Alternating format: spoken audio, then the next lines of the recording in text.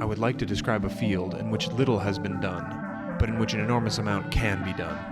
This field is not quite the same as the others in that it will tell us little of fundamental physics, but it will tell us much about the strange phenomena that occur just below our perception.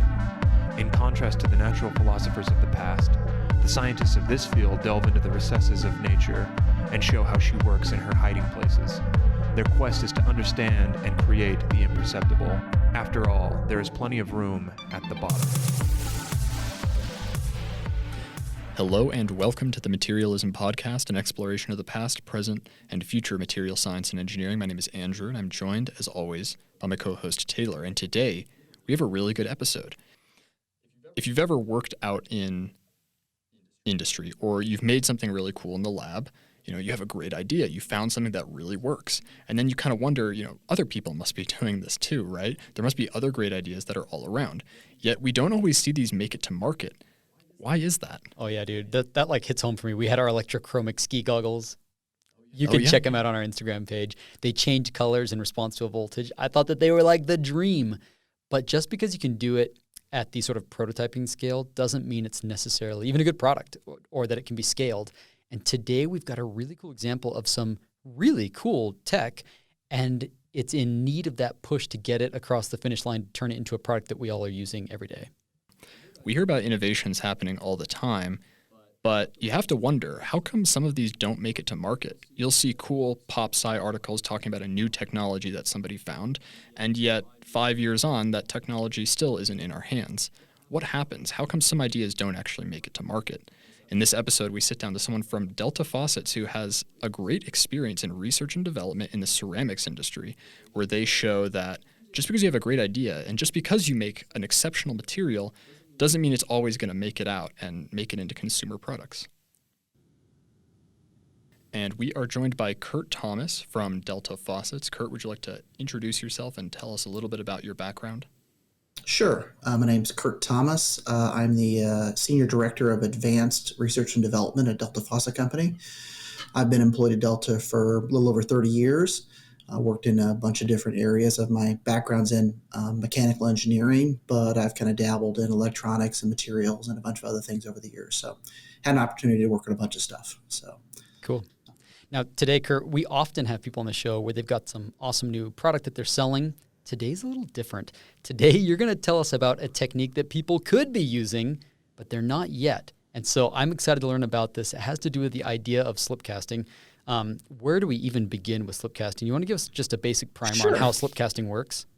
Yeah, it's the way that most ceramic products that you see today, the big stuff like toilets and sinks and vases and that sort of thing, are made by a process called slip casting, which is actually almost 5,000 years old. It was invented in China. Basically, you take clay and some minerals and dissolve them in water and then cast it into a plaster mold. The plaster absorbs some of the moisture out of this sort of clay and water mixture. And when you pull the mold apart, you get sort of a wet clay form of the thing you've got inside the mold. A lot of times it's hollow in the middle, so you kind of pour the excess liquid out. That's why you get a sort of a trap in a toilet or a sink or something like that.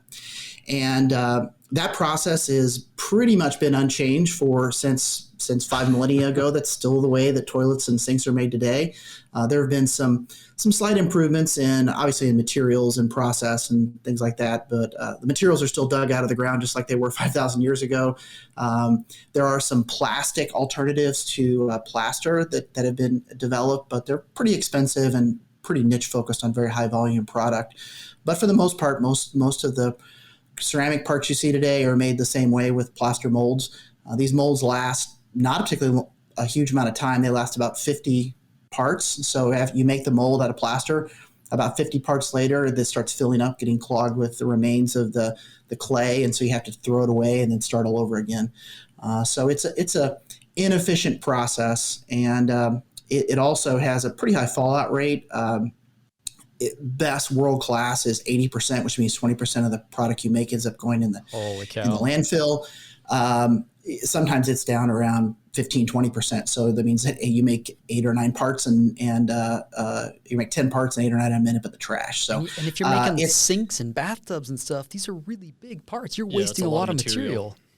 Oh yeah. There's facilities in China you can go to that there are just acres and acres of broken pottery behind them that they use to grind up and make into road fill or something else. So it's sort of something that's accepted into the industry as just kind of a cost of doing business. But it's the way that ceramics are made, and people in the industry are familiar with the kind of the cost associated with it and kind of bake it into the product. Now, the benefit is you're digging most of the material out of the ground. It's basically clay and dirt, so there's some offset there. But labor-wise, it takes a lot to make a good product, and it takes days. I mean, you cast a part, and then you have to dry it extremely slowly. Sometimes it takes up to 2 weeks to dry a ceramic part, because the clay is actually made out of little flat plates, and so on a sort of a molecular level, and the water leaves it very slowly. So if you try to dry it one section too fast, you actually develop cracks in the material, and you have to either like patch those up with like wet clay, or you have to go very slowly in the drying process. And that's a lot of the reason you have the fallout is you sort of these inherent stresses build up from uneven drying, and that results in these sort of stresses on the part, because it's actually shrinking the entire time it's drying as well. So that's another problem is it's getting smaller and smaller and smaller and pulling on the part in different ways as it begins to dry out. So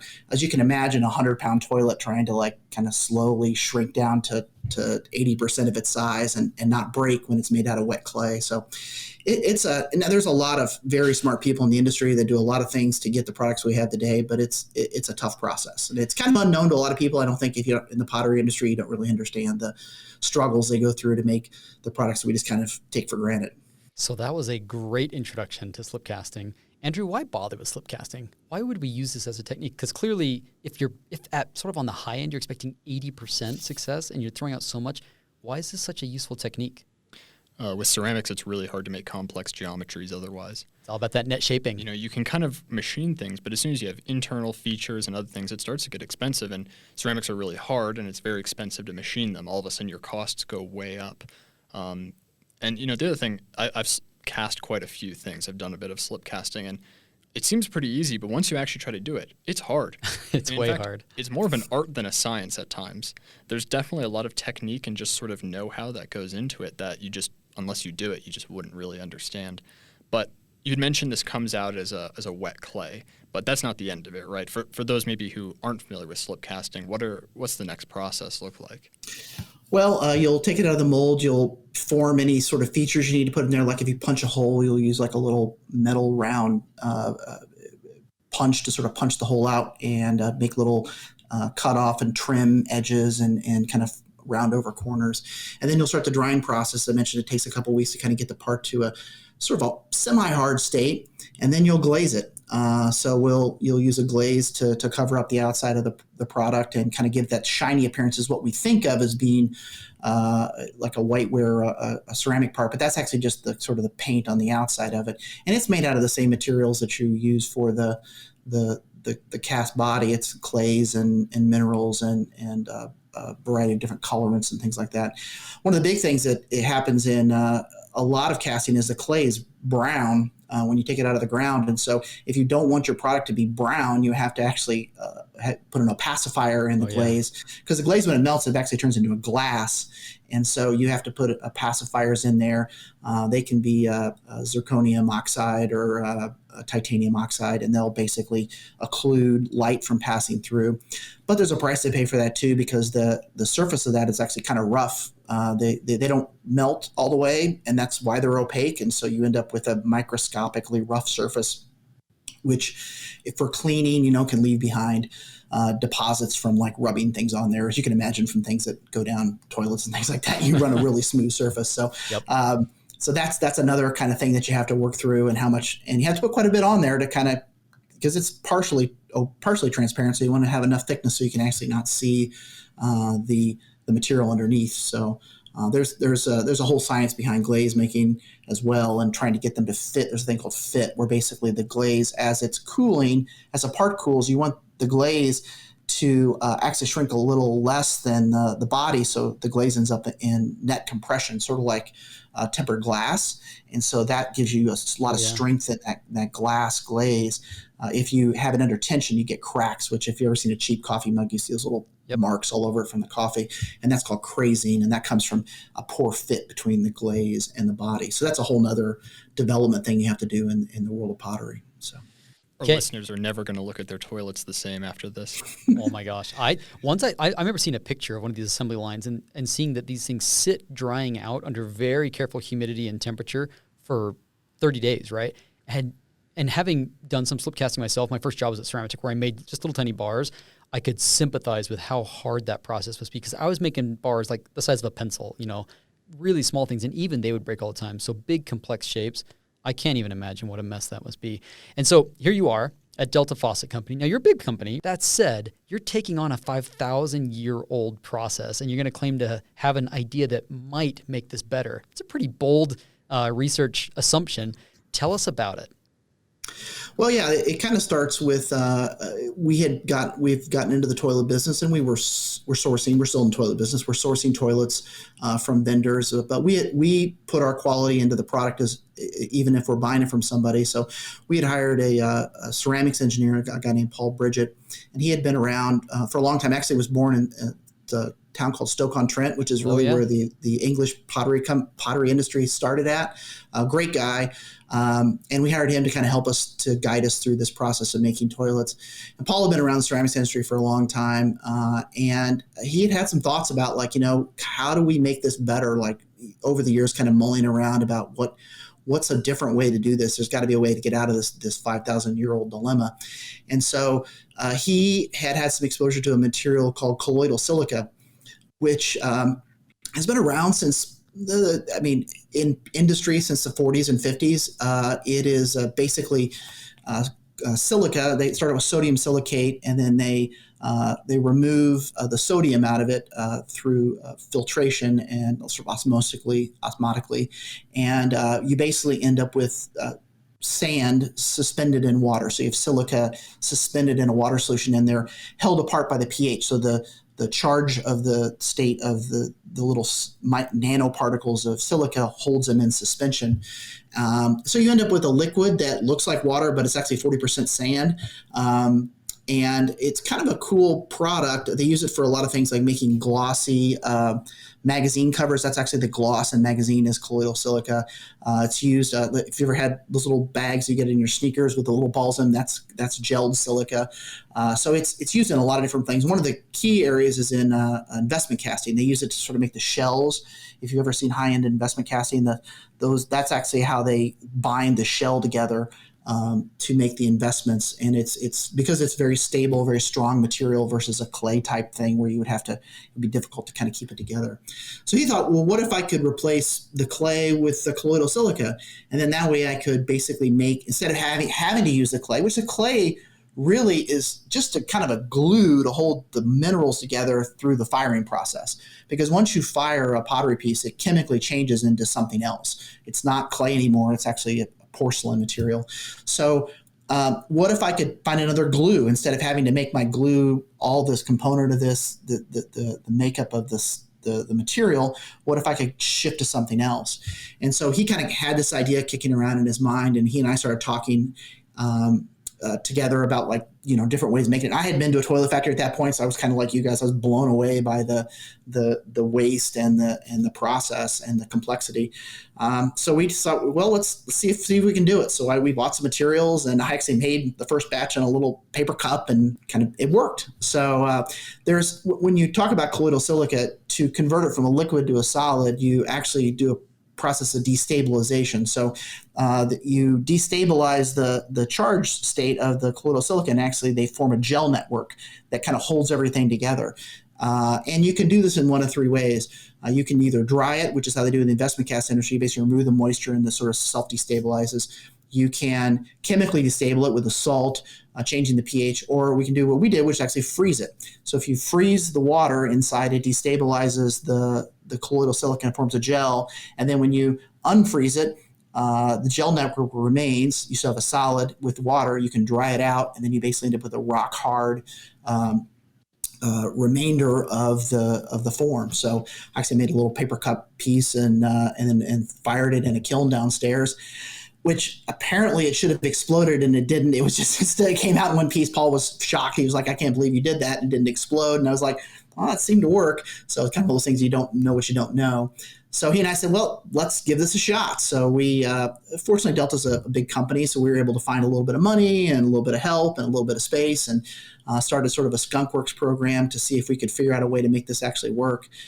We spent a number of years part-time with 3 or 4 people kind of figuring out how to mix the minerals and to recreate sort of the porcelain material that you expect to get out of a sink or a toilet by using this process. And eventually kind of settled in on a formula that with alumina and silica and feldspar that would you could cast into complex shapes. You could dry it in a very quick period of time, and then you could fire it. And then the end result, after it sort of consolidated, was basically the same material that you would make a toilet out of. So or a sink. So let me ask you a question then. So the big advantage so far of using this over a traditional slip casting is what? So I heard a couple things from you. First off, you're just starting with different material, so therefore your solids loading might be different. The amount of water you have to get out might be less. I don't know. I think in previous we talked about this. I think you said that colloidal silica is usually 40% sand and silica, so you're already at a decently high solids loading.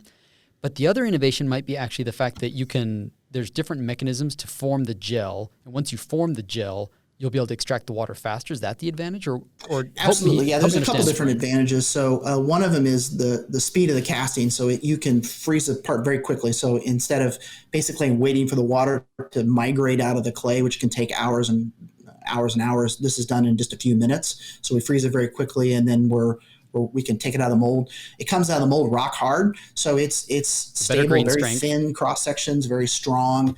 This is not like a 100-pound lump of wet clay. This is actually like a part that's almost like a piece of plastic. Well, I mean, a huge benefit of this material, because of the strength of it and the consistency, is you can actually machine it.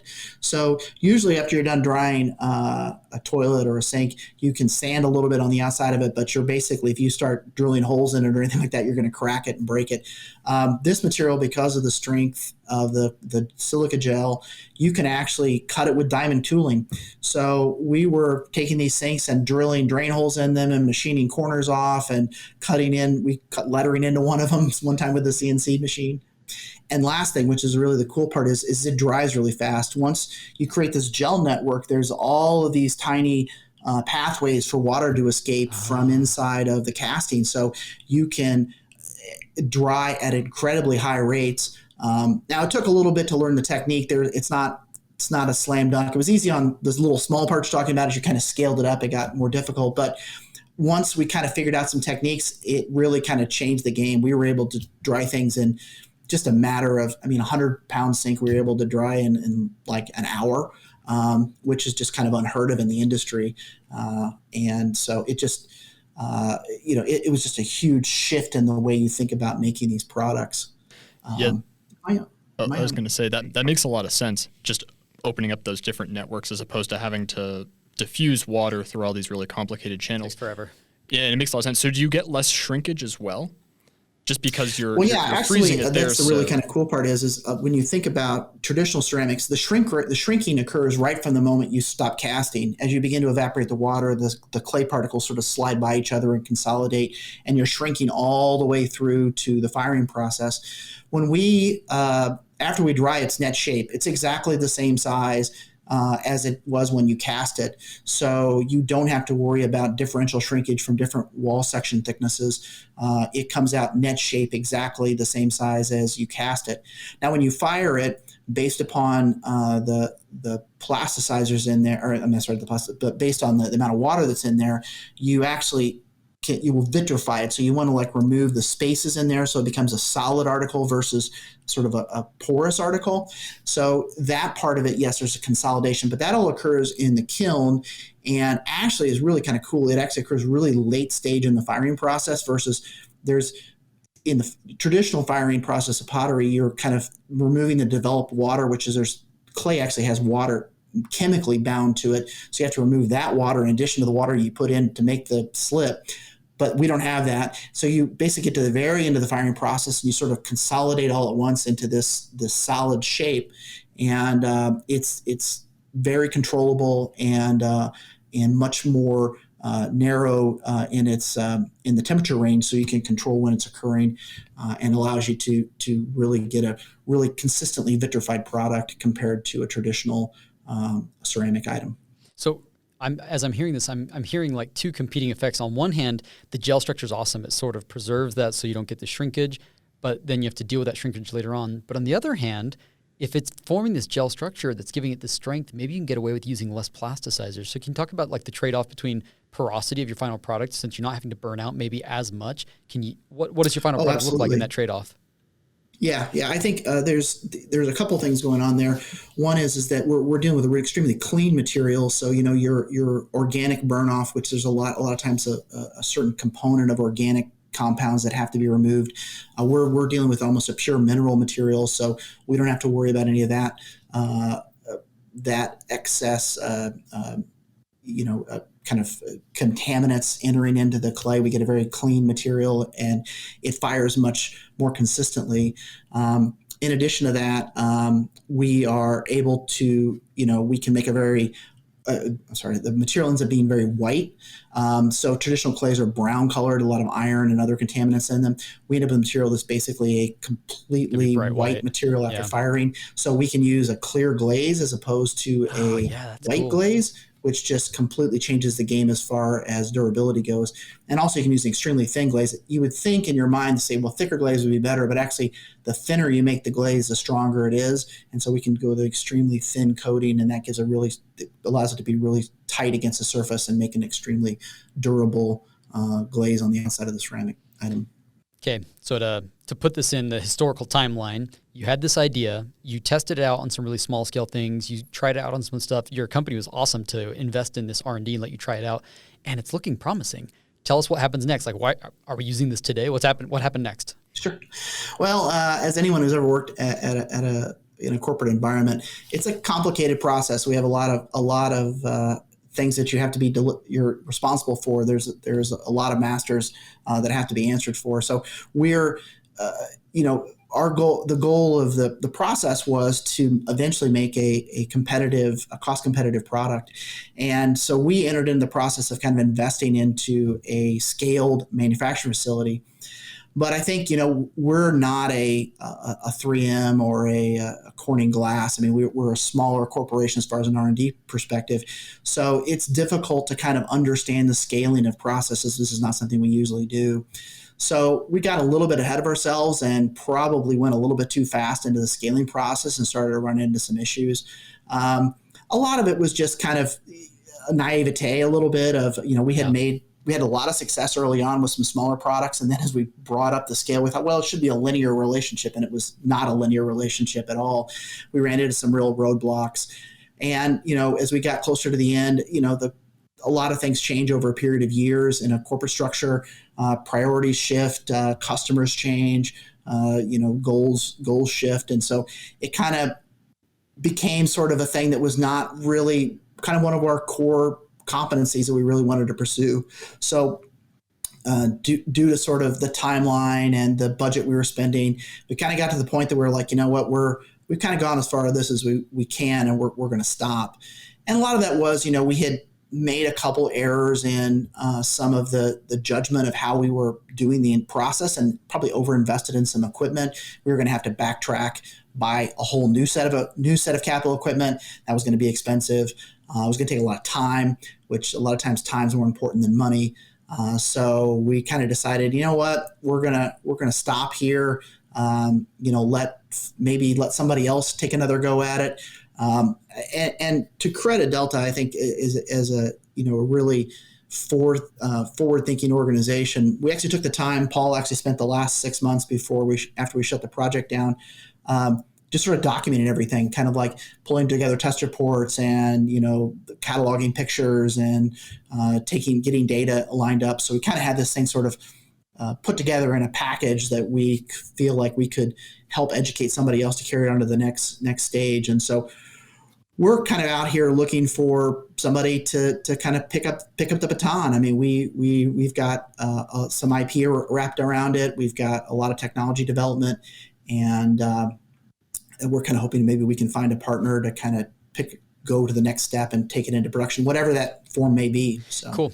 To do that, I understand there's a couple key challenges that are going to have to be overcome. Whoever picks this football up and runs with it, it's not quite ready for prime time, and that's because you had some really interesting specific challenges. One had to do with casting of it and the rate of pulling the right, because you're freezing it, right? Yeah. You're relying on it's like eutectic freezing basically. Like you're freezing this and trying to solidify it in that way, and the rate at which this happens is important. Can you talk about that? Sure, absolutely. Yeah, one of the challenges we ran into early on was we realized that, as you can imagine, when you freeze water, the crystal structure is dependent upon how fast you freeze it. So if you imagine your windshield in the morning after a cold day, you get that very large ice crystals that form on the windshield. And then sometimes it's an extremely fine sort of frost, almost like snow crystal structure. So to get a good casting, the key with freeze casting is to basically freeze it extremely fast, and so you get microscopic, nanoscopic ice crystals, and those allow for the ceramic particles to be in close proximity to each other to form sort of this gel network. If you freeze really slowly, you get these large sort of very pretty looking, but huge crystal structures on the outside, and then those form into cracks because you've got giant gaps that are left over after the water leaves. So we realized very early on we need to freeze it really fast. We kind of went through a process. We went from the freezer, we went to dry ice, and then we ended up at liquid nitrogen. And we had aluminum molds, and we were dipping them in these huge vats of liquid nitrogen. We had a kiddie pool size of liquid nitrogen that we were dipping things in. So cool. And it worked really good. The problem is that you only need to get to 0 degrees Celsius to freeze something. Liquid nitrogen is minus 300 degrees. And so we would freeze the part, and then everything kept going, and it would go all the way down to 300. And it was really hard to stop it once you made that phase transition, because there's so much energy in the phase transition. Once you got it frozen, everything started diving toward minus 300, and the mold and the ceramic part don't have the same coefficient of thermal expansion. There it is. And they start putting a lot of stress on each other. And we did some things to mitigate that, and we got really close, which sometimes when you're developing something, getting really close is almost worse than failing horrendously, because you think then you waste more time on it. Yeah, but we just kind of got to the end of there, and we were like, this is just not going to work. I think this is kind of the thing that we realized we needed to do was you really need to figure out how to get the heat out really fast, but you need to keep the temperature at a reasonable rate. And we really needed to move to a liquid coolant, some sort of cryogenic liquid coolant that we could leave the temperature somewhere above 300, not at 0, but maybe like at minus 100 or so. And that would kind of give us the range we would need to kind of get the heat out. Liquid nitrogen, the other problem liquid nitrogen ran into too is it forms a gas when it touches something, and that is an extremely good insulator. Yeah, so it's a real challenge to get things cooled off liquid nitrogen. Yeah. So this is hard. And I'm thinking from like a material science standpoint, the challenges presented, you could either move to a higher thermal conductivity material, but you're already with aluminum. It's pretty darn good. Yeah. So I think you guys tried carbon fiber, and this can be even better.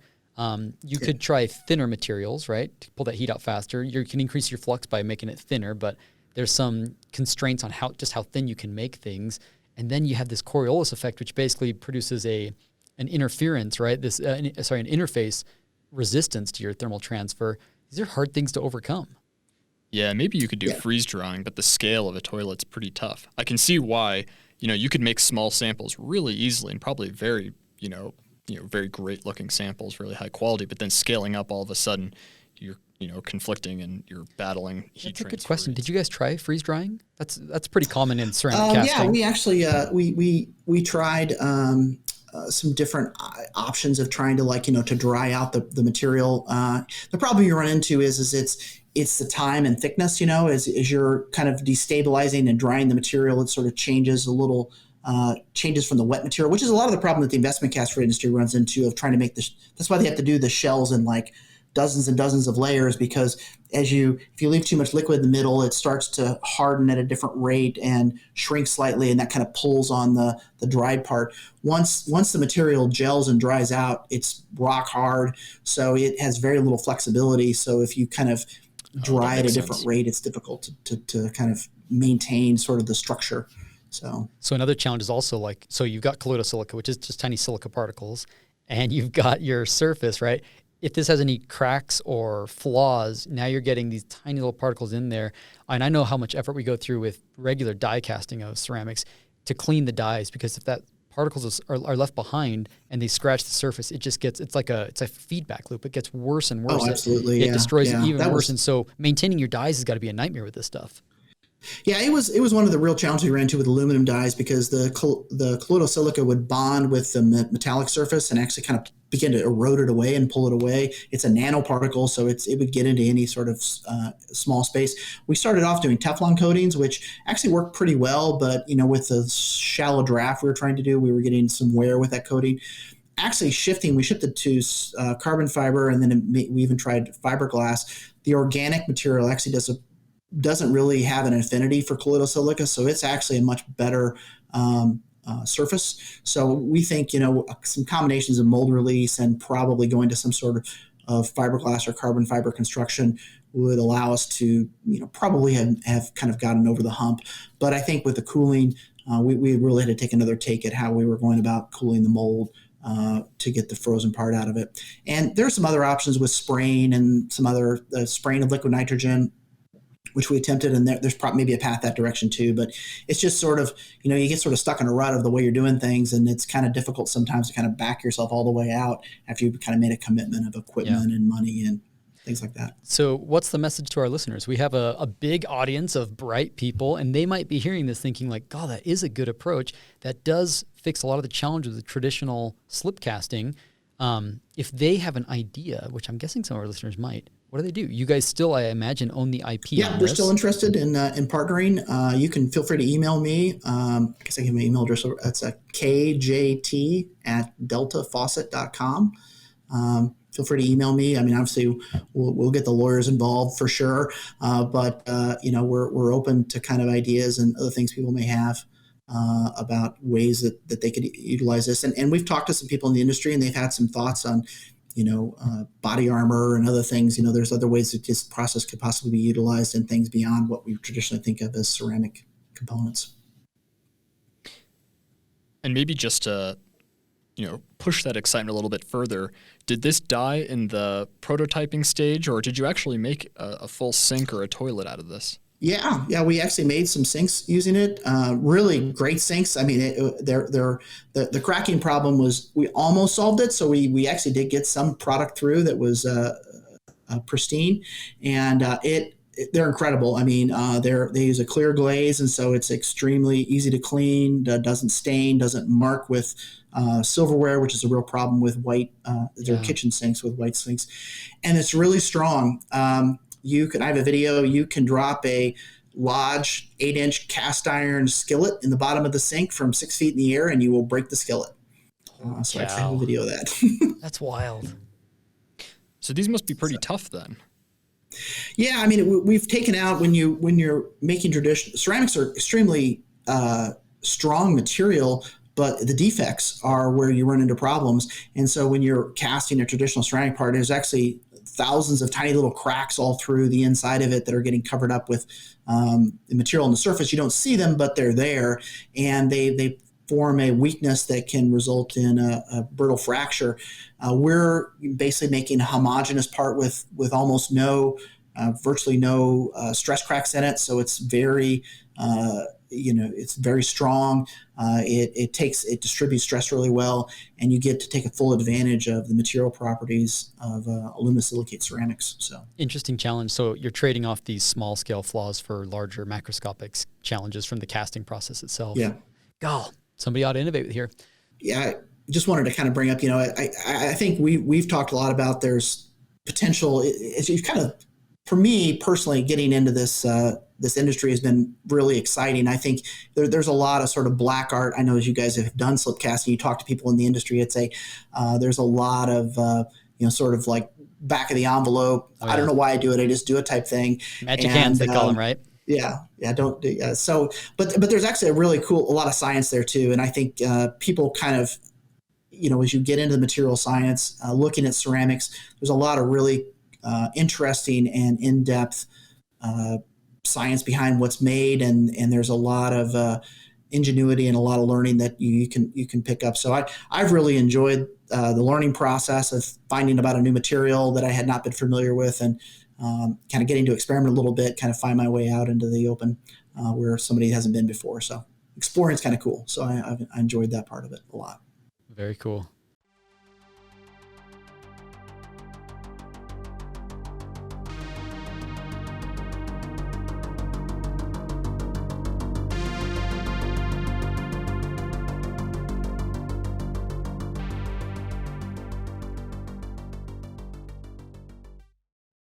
This episode was brought to you by the Delta Faucet Company. See what Delta can do at deltafaucet.com.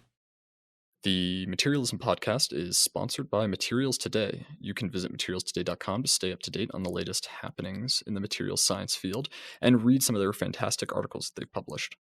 You can also head over to elsevier.com to find out more about their journals, books, conferences, and related programs.